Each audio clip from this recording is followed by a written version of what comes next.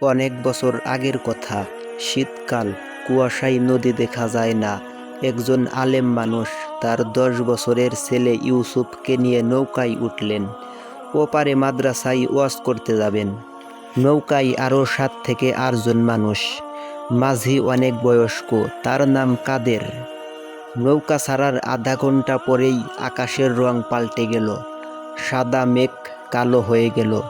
বাতাস হু হু করে বইতে লাগলো। কাদের মাঝি কপাল চাপড়ে বলল, হুজুর, সর্বনাশ! এইটা কালবৈশাখীর লক্ষণ। আজকে আর রক্ষা নাই। নৌকার মানুষগুলো চিৎকার শুরু করলো। কেউ আল্লাহর নাম নিতেছে, কেউ বউ বাচ্চার কথা বলতেছে। ছোট ইউসুফ ভয়ে আব্বুর পাঞ্জাবি খামচে ধরল। তার সারা শরীর কাঁপছে। সে ফিস ফিস করে বলল, আব্বু, আমরা কি মরে যাব? আলেম বাবা ছেলেকে বুকের সাথে জড়াইয়া ধরলেন। তার মুখে একটু অস্থিরতা নাই, চোখ বন্ধ, ঠোঁট নড়তেছে। তিনি আস্তে আস্তে তেলাওয়াত করছেন, আল্লাহুম্মা ইন্নি আসআলুকাল আফিয়া ফিদ দুনিয়া ওয়াল আখিরাহ। ইউসুফ কাঁদতে কাঁদতে জিজ্ঞেস করল, আব্বু, আপনার ভয় করে না? ঢেউ দেখেন কত বড়। বাবা ছেলের কপালে চুমু দিয়ে বলল, বাবা শোনো, এই নৌকা কার? আল্লাহর।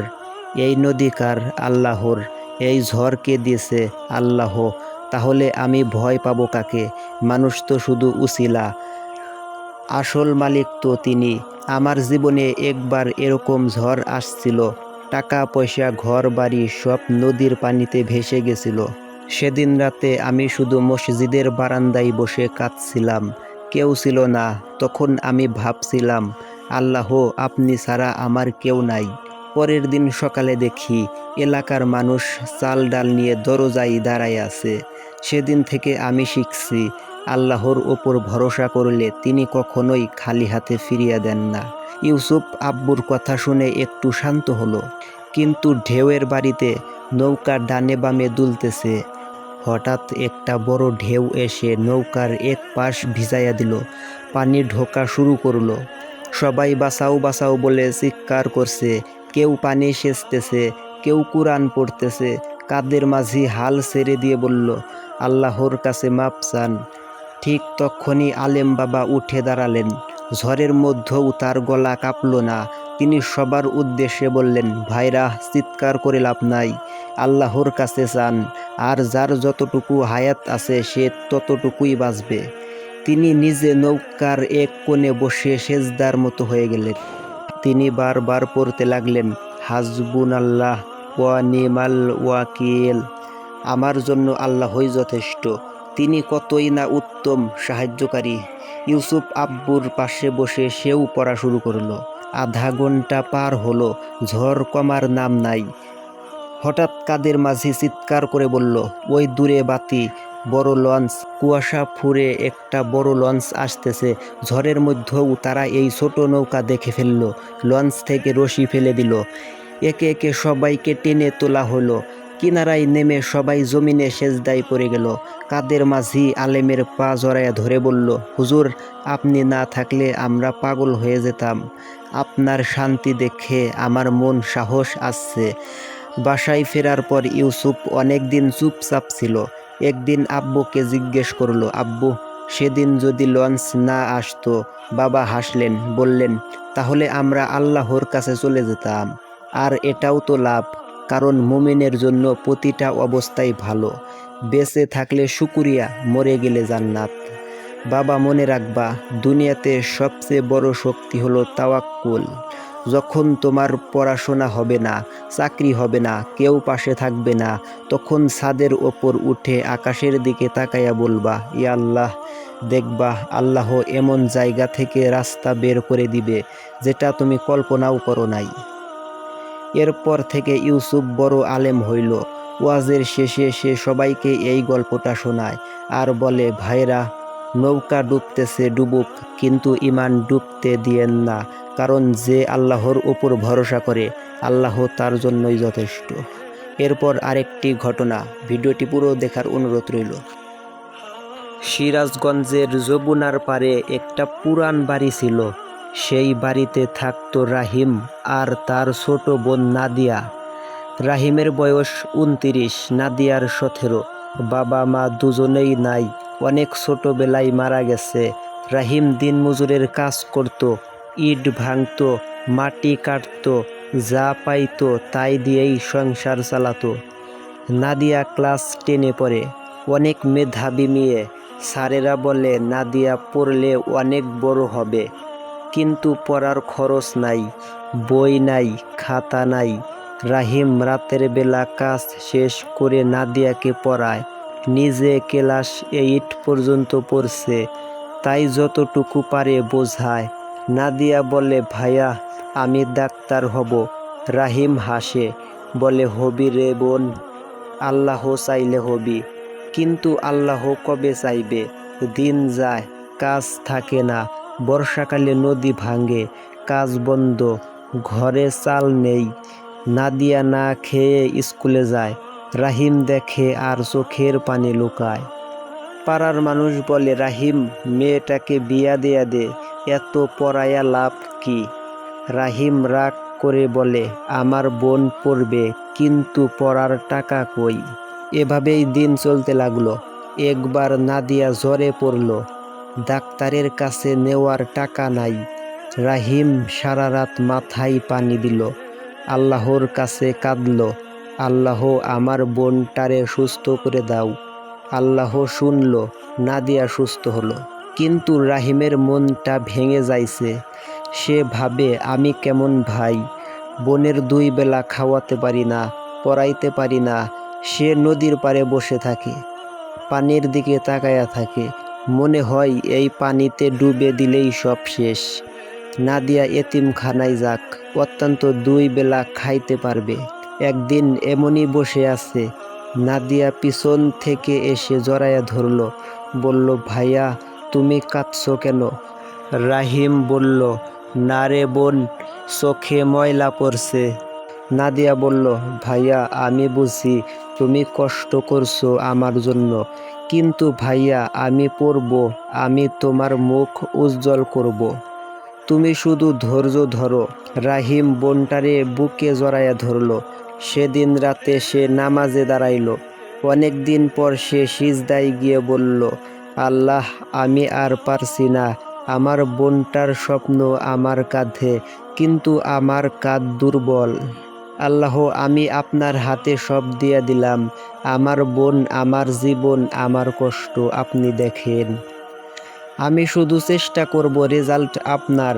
সে সেদিন বলল, আমার জন্য আল্লাহই যথেষ্ট। সেই রাতে সে ঘুমাইল আর স্বপ্নে দেখল একটা বড় সাদা পাখি নাদিয়াকে আকাশে উড়াইয়া নিয়ে যাচ্ছে।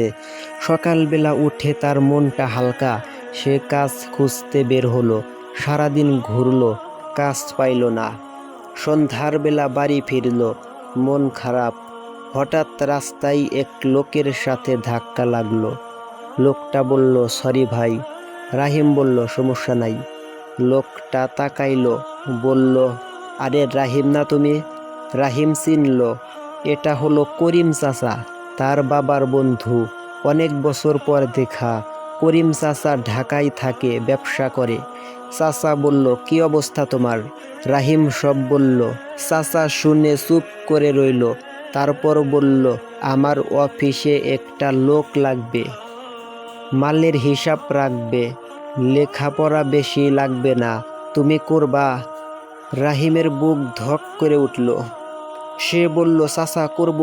চাচা বলল, মাসে 12,000 দিব, আর থাকা খাওয়া আমার। তাহলে নাদিয়ারে নিয়ে আসো। রাহিম কাঁদল। সে বলল, চাচা আল্লাহ আপনাকে পাঠাইছে। পরের সপ্তাহে রাহিম আর নাদিয়া ঢাকা গেল। ছোট্ট একটা রুম দিল চাচা। রাহিম কাজে লাগলো, সকাল থেকে রাত পর্যন্ত হিসাব লেখে। নাদিয়া পাশের একটা স্কুলে ভর্তি হলো। চাচা টাকা দিল। নাদিয়া পড়ে আর রাহিমের জন্য দোয়া করে। মাস শেষে রাহিম বেতন পাইল।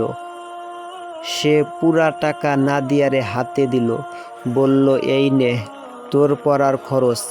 নাদিয়া কাঁদল, বলল, ভাইয়া আপনি অনেক কষ্ট করেন। রাহিম বলল, কষ্ট না রে, এইটা আল্লাহর রহমত। 1 বছর চলে গেল। রাহিমের কাজের বিশ্বাস বাড়ল। চাচা তার বেতন 15,000 করল। এভাবেই চলতে লাগলো। হঠাৎ একদিন স্কুলের স্যার রাহিমকে ডাকলো। বলল, আপনার বোন অনেক ভালো, ওরে পড়ান, ও ডাক্তার হবে। রাহিমের চোখে পানি।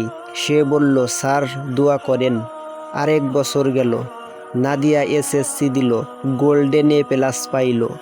পুরো এলাকায় নাম হইল, পত্রিকায় ছবি আসলো, এতিম মেয়ে গোল্ডেন এ প্লাস। একজন বড় ডাক্তার সেই খবর দেখল। উনি রাহিমের সাথে দেখা করল। বলল, বাবা, তোমার বোনকে আমি পড়াবো, মেডিকেলে আমার স্কলারশিপ আছে। রাহিম পাগলের মতো হয়ে গেল। সে আল্লাহর কাছে সিজদায় পড়ে গেল। আল্লাহ, আপনি দিলেন, আপনি সব দিলেন। নাদিয়া মেডিকেলে চান্স পাইল, ঢাকা মেডিকেল কলেজ। ভর্তির দিন রাহিম নাদিয়ার হাত ধরে দাঁড়াইয়াছিল। নাদিয়া বলল, ভাইয়া, এইটা আপনার জন্য। রাহিম বলল, না রে বোন, এইটা আল্লাহর জন্য। মেডিকেলের 6 বছর রাহিম কাজ করে, কম খায়, কম পড়ে, সব টাকা নাদিয়ার পিছনে। নাদিয়া কষ্ট করে, রাত জেগে পড়ে। রাহিম অসুস্থ হয়, জ্বর আসে, কিন্তু কাজ বন্ধ করে না। নাদিয়া বলে, ভাইয়া, আপনি বিশ্রাম নেন। রাহিম বলে, না রে বোন, তুই ডাক্তার হ, তারপর আমি বিশ্রাম নেব। 6 বছর পর নাদিয়া ডাক্তার হয়ে বের হলো। ফার্স্ট ক্লাস, ফার্স্ট গ্র্যাজুয়েশনের দিন। রাহিম সামনের চেয়ারে বসা, পুরান পাঞ্জাবি করে। নাদিয়া স্টেজে উঠল। সে মাইক হাতে নিয়ে বলল, আজ আমি যে ডাক্তার হয়েছি তার পেছনে একজন মানুষ রয়েছে। সে হলো আমার ভাই। সে রহিমের দিকে আঙ্গুল দেখাইল। হল ভর্তি মানুষ তাকাইল, সবাই হাত তালি দিল। রাহিম মাথা নিচু করল, চোখের পানি আটকাইতে পারল না। অনুষ্ঠান শেষে নাদিয়া দৌড়াইয়া আসলো, ভাইরে জড়াইয়া ধরল, বলল, ভাইয়া, আমরা পারছি। রাহিম বলল, হরে বোন, আল্লাহ পার করাইছে। নাদিয়ার চাকরি হলো বড় হাসপাতালে, বেতন 1 লক্ষ টাকা। প্রথম মাসের বেতন পেয়ে নাদিয়া রাহিমের একটি নতুন পাঞ্জাবি কিনে দিল, আর একটা বাড়ি কিনল সিরাজগঞ্জে, দোতলা বাড়ি। রাহিম বলল, বোন, এত টাকা খরচ করলি কেন? নাদিয়া বলল, ভাইয়া, আপনি সারা জীবন কষ্ট করেছেন, এখন আমার পালা। তারা নতুন বাড়িতে উঠল। পাড়ার সবাই আসলো, মিষ্টি খাওয়ালো। সবাই বলল, আল্লাহর কুদরত দেখো। 1 বছর পর নাদিয়ার বিয়া, একজন ভালো ডাক্তার ছেলের সাথে। বিয়ের দিন রাহিম কন্যা সাজিয়ে দিল। নাদিয়া বলল, ভাইয়া, আপনি আমার বাবার মতো। রাহিম বলল, না রে, আমি তোর ভাই। বিয়ার রাতে রাহিম ছাদের ওপরে বসল, আকাশের দিকে তাকাইল। সেই চাঁদ, সেই নদী, কিন্তু আজ তার বুকের ভেতর কষ্ট নাই, শুধু শান্তি অনুভব হচ্ছে। সে বলল, আল্লাহ, আপনি আমারে পরীক্ষা করেছিলেন, আমি ফেইল করি নাই, কারণ আমি আপনার ওপর ভরসা করছিলাম, আর আপনি আমারে ঠকান নাই। সে নিচে নামল। নাদিয়া আর তার স্বামী দাঁড়াইয়া আছে। নাদিয়া বলল, ভাইয়া, আসেন। তখন রাহিম নিচে নামল এবং বলল, জীবনে যখন মনে হবে সব শেষ, যখন সব দরজা বন্ধ, যখন কেউ নাই, তখন আল্লাহর উপর ছেড়ে দিবা, কারণ আল্লাহ যখন দেয় তখন এমনভাবে দেয় যেটা তুমি স্বপ্নেও ভাবো নাই। আমার বোন ডাক্তার, আমার সংসারে শান্তি, এইটাই আমার চেষ্টা না, এইটা আল্লাহর রহমত। নাদিয়া কাঁদল, বলল, ভাইয়া, আপনি আমার জান্নাত। রাহিম হাসল, বলল, আর তুই আমার জান্নাত, আর আল্লাহ আমাদের রব। এরপর অনেক বছর চলে গেল। রাহিম এখন বুড়া হয়েছে, চুল পাকছে, নাদিয়ার 2টা বাচ্চা। তখন সেই রাহিম বাচ্চাদের কোলে নেয় এবং বলে, তোমরা মনে রাখবে, যখন পৃথিবী অন্ধকার তখন আল্লাহর আলো, যখন রাস্তা নাই তখন আল্লাহর রাস্তা, যখন কেউ নাই তখন আল্লাহ আছে। কারণ যে আল্লাহর উপর ভরসা রাখে সে কখনোই হারে না, সে কখনোই খালি হাতে ফেরে না। তাই যে আল্লাহর উপর ভরসা করে আল্লাহ তার জন্যই যথেষ্ট। তাই ভিডিওটি ভালো লাগলে একটি লাইক করবেন এবং এরকম নতুন নতুন ভিডিও পেতে আমাদের চ্যানেলটিকে সাবস্ক্রাইব করে রাখতে পারেন। তাহলে ভিডিওটি ভালো লাগলে শেয়ার করে দিন। আপনার একটা শেয়ারে অনেকের উপকার হতে পারে এবং একটি লাইক দিন। আপনার একটা লাইকে আমাদের আরও বেশি বেশি করে ভিডিও বানানোর আগ্রহ বাড়বে। তাহলে সবাই ভালো থাকবেন। আল্লাহ হাফেজ।